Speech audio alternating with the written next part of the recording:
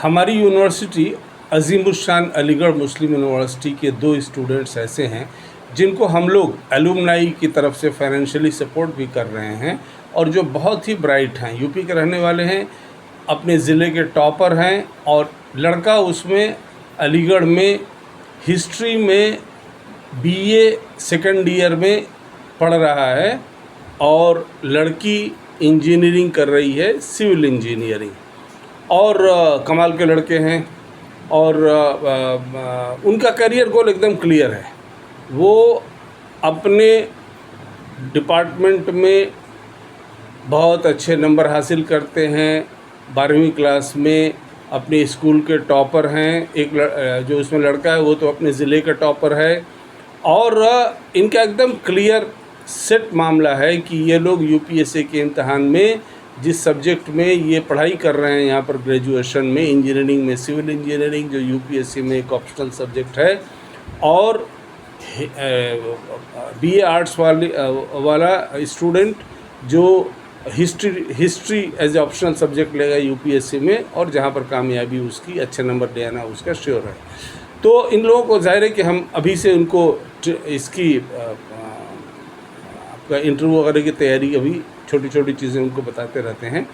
और इंशाल्लाह ये लड़के अगले 3-4 सालों में यूपीएससी में कामयाब होकर आईएएस, आईपीएस, आईएफएस, आईआरएस अफसर बनेंगे। और हम तमाम लड़कों को और उनके गार्जियंस को यही बोलते हैं कि आप लोग अगर यूपीएससी की तैयारी करवाना चाहते हैं अपने बाल बच्चों से, तो स्टूडेंट्स को चाहिए कि वो ग्रेजुएशन में वही सब्जेक्ट लें जो यूपीएससी में ऑप्शनल वो लेंगे।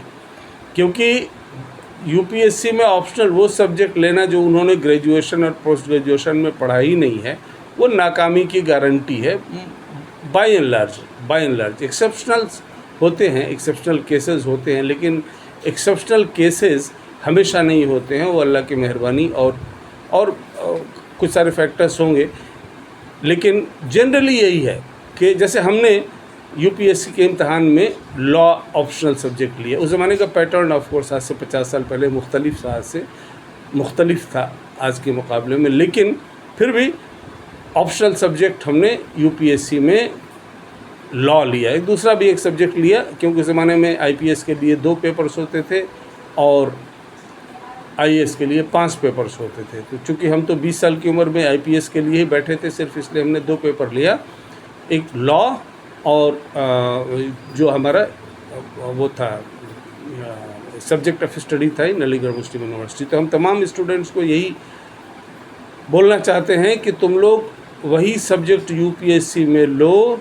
जो सब्जेक्ट तुमने ग्रेजुएशन में पढ़ा है।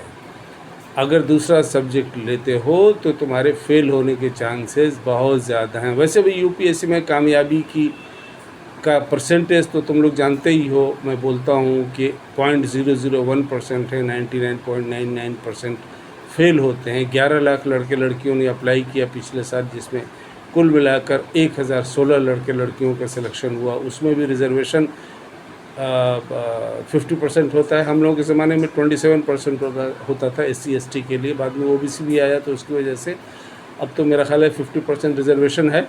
तो उसमें मुस्लिम समाज आता नहीं है, इक्का दुक्का वो बकरवाल कम्युनिटी है एक कश्मीर की, वो जम्मू एंड कश्मीर की, वो आती है ST में। SC में तो मुसलमान समुदाय है ही नहीं। तो इसलिए मैं लड़कियों को ये भी बोलता हूँ कि तुम लोग हमेशा सेकंड लाइन ऑफ एक्शन बना कर रखो, एकदम क्लियर रहो कि चूँकि सिलेक्शन इतना टफ़ है यूपीएससी में, और पीसीएस में भी ज़ाहिर है टफ़ है यूपीएससी के मुकाबले में, लेकिन बहुत कम टफ़ है।